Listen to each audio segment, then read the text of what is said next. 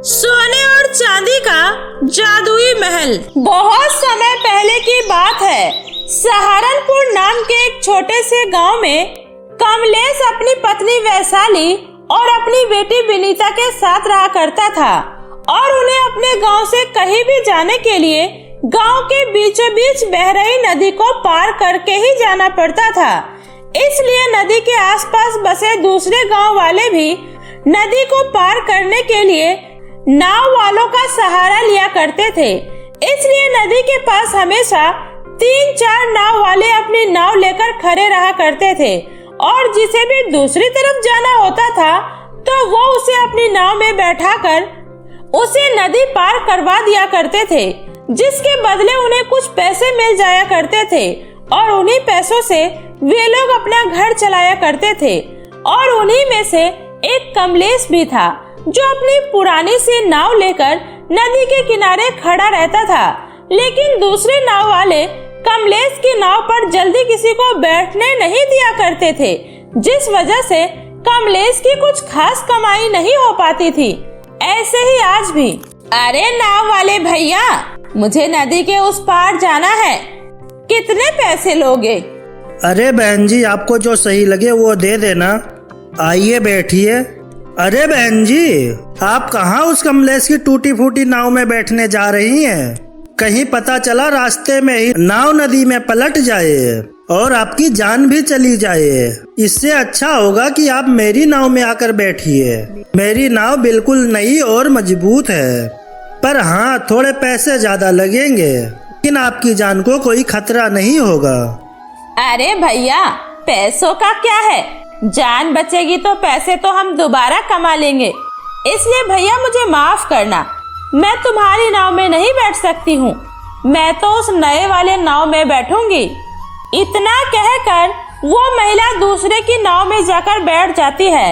ये देखकर कमलेश को बहुत ही ज्यादा बुरा लगता है, क्योंकि वो सभी नाव वाले कमलेश के साथ हमेशा ही ऐसा ही किया करते थे, जिसकी वजह से कमलेश के घर की हालत दिन पर दिन बिगड़ती जा रही थी। इसलिए जब कमलेश अपने घर वापस आता है तो उसकी पत्नी वैशाली उससे कहती है, क्या हुआ जी, आज आप इतना परेशान क्यों लग रहे हैं? क्या आज भी कोई सवारी नहीं मिली आपको? अब हम लोग क्या करेंगे? विनीता ने भी सुबह से कुछ नहीं खाया है। मुझे पता है वैशाली, लेकिन मैं क्या करूं? मेरी पुरानी टूटी फूटी नाव देखकर कोई भी सवारी उसमें बैठना ही नहीं चाहता। इसलिए देखता हूं, अगर कल कोई सवारी मिल जाएगी तो मैं उन पैसों से सबसे पहले अपने नाव की मरम्मत करवाऊंगा, ताकि मेरा काम फिर से चल सके। इसी उम्मीद के साथ कमलेश का परिवार सो जाता है और अगली सुबह जब कमलेश अपने काम पर जाने के लिए उठता है तो वो देखता है कि बाहर बहुत ही तेज आंधी तूफान और बारिश हो रही है।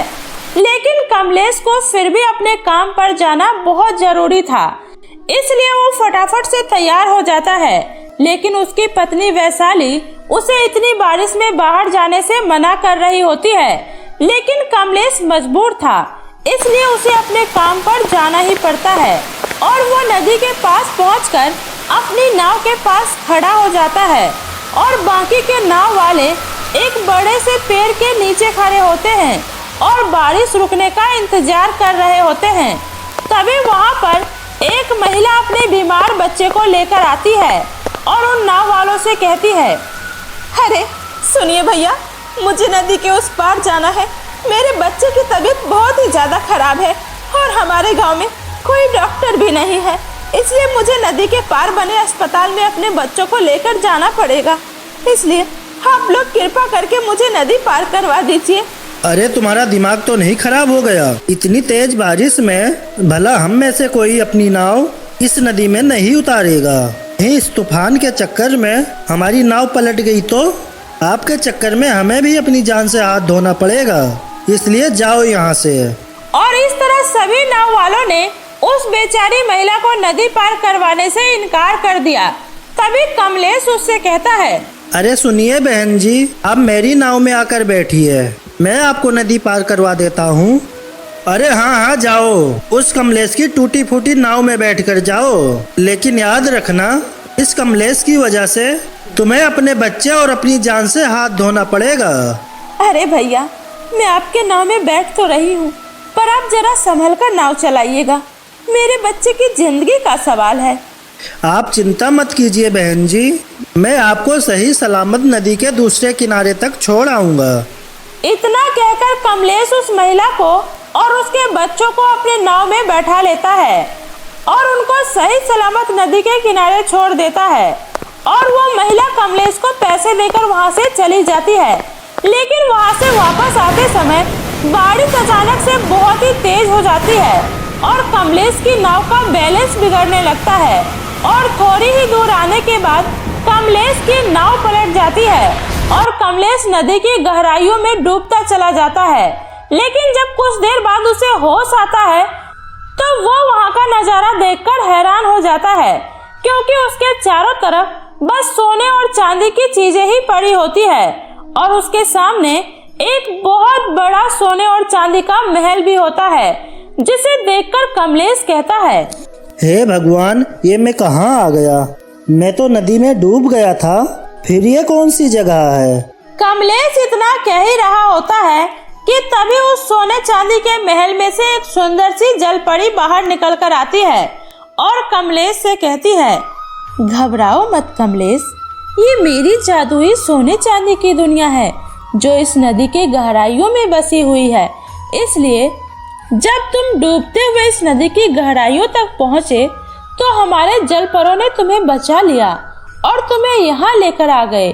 लेकिन तुम चिंता मत करो, मुझे तुम्हारे बारे में सब कुछ पता चल चुका है कि तुमने कैसे उस बेबस महिला की मदद की, वो भी बिना अपनी जान की परवाह किए।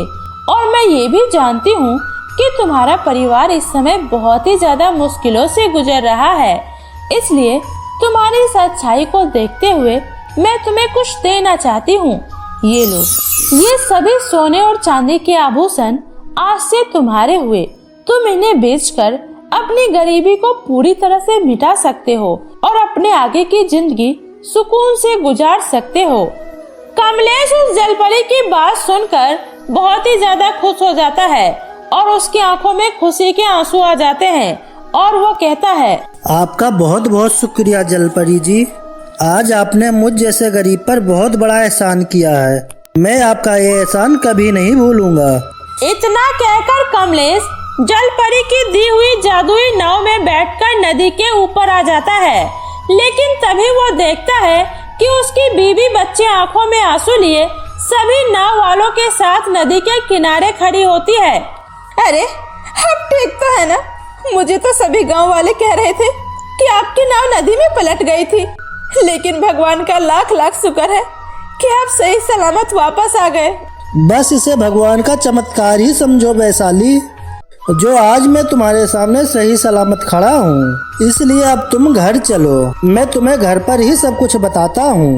इतना कहकर कमलेश अपने परिवार को लेकर घर चला जाता है और घर पर वैशाली को सारी बातें बता देता है, जिसे सुनकर वैशाली भी बहुत ही ज्यादा खुश हो जाती है। और उस दिन के बाद से कमलेश वो सारा सोना चांदी बेचकर अपनी जिंदगी की सभी तकलीफों को दूर कर लेता है और अब उसकी जिंदगी में किसी भी तरह की कोई तकलीफ नहीं होती है और वो अपने परिवार के साथ एक हंसी खुशी जीवन जीना शुरू कर देता है।